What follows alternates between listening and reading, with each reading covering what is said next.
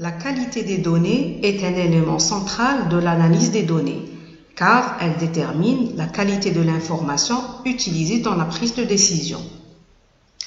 Assurez-vous toujours que vos données sources sont fiables, complètes, toujours à jour, sans erreur et sans doublon. Et pour les besoins d'analyse sous Excel, les données doivent être sous forme de tableau Excel.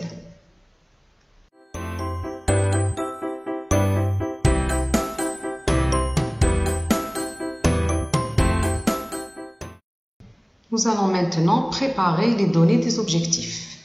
Essayez de remarquer avec moi les problèmes qui se trouvent dans ce jeu de données.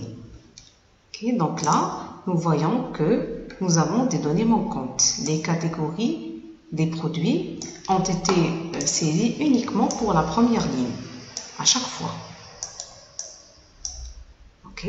Nous allons remplacer ces données manquantes par la donnée qui se trouve juste en dessus. Pour ce faire, nous allons sélectionner nos données, donc à partir de l'en-tête, utiliser le raccourci CTRL majuscule et la flèche vers le bas. Vous allez ainsi de suite jusqu'à sélectionner l'ensemble des données. Maintenant, nous allons dans le menu Accueil, Rechercher et sélectionner les cellules. Là, nous allons sélectionner les cellules vides. Cliquez sur le bouton OK. Là, vous voyez que seules les cellules vides ont été sélectionnées. Très bien. Maintenant, dans la barre de formule, vous allez saisir la formule suivante, égale la cellule qui se trouve juste en dessus.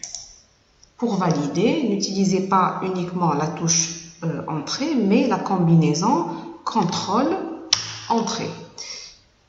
Maintenant, vous voyez que automatiquement Excel a remplacé les cellules vides par les valeurs qui se trouvent juste en dessus.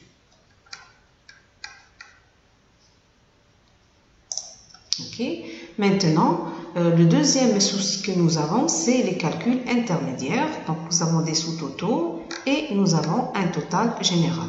Là, vous pouvez les supprimer manuellement, supprimer à chaque fois ces lignes manuellement, mais vous avez aussi une autre méthode plus rapide que je vais vous montrer tout de suite.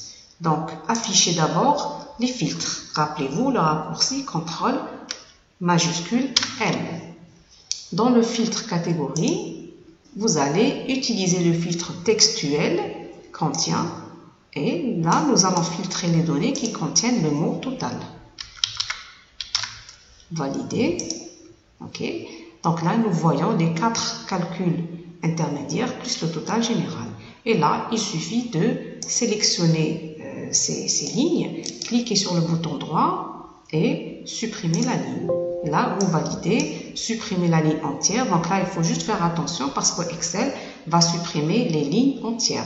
Donc, faites attention à ne pas avoir de données à droite ou à gauche du tableau. Valider en cliquant sur le bouton OK. Là, libérer les filtres. Donc, effacer le filtre.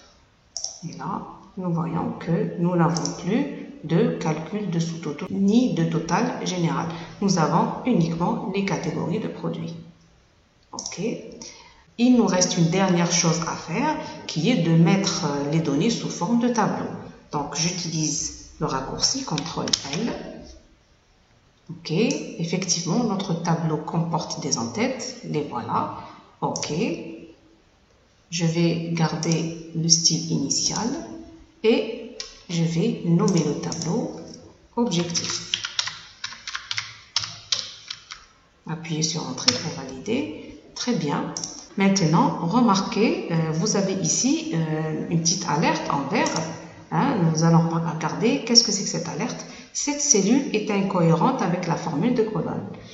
C'est normal puisque, rappelez-vous, tout à l'heure, nous avons utilisé des formules qui permettent de remplir les cellules vides. Alors, pour régler ce petit souci, en fait, c'est pas vraiment un petit souci, mais nous allons tout de suite le régler. Il suffit de sélectionner les valeurs avec le raccourci CTRL majuscule et flèche vers le bas. Là, utilisez le bouton droit de la souris pour déplacer ces valeurs, remettez-les en place et choisissez copier ici les valeurs seules. afin de copier uniquement les valeurs sans les formules. Regardez ici, nous n'avons plus de formule, mais nous avons uniquement les valeurs. Il y a une autre façon pour le faire. Je vais juste annuler. CTRL Z.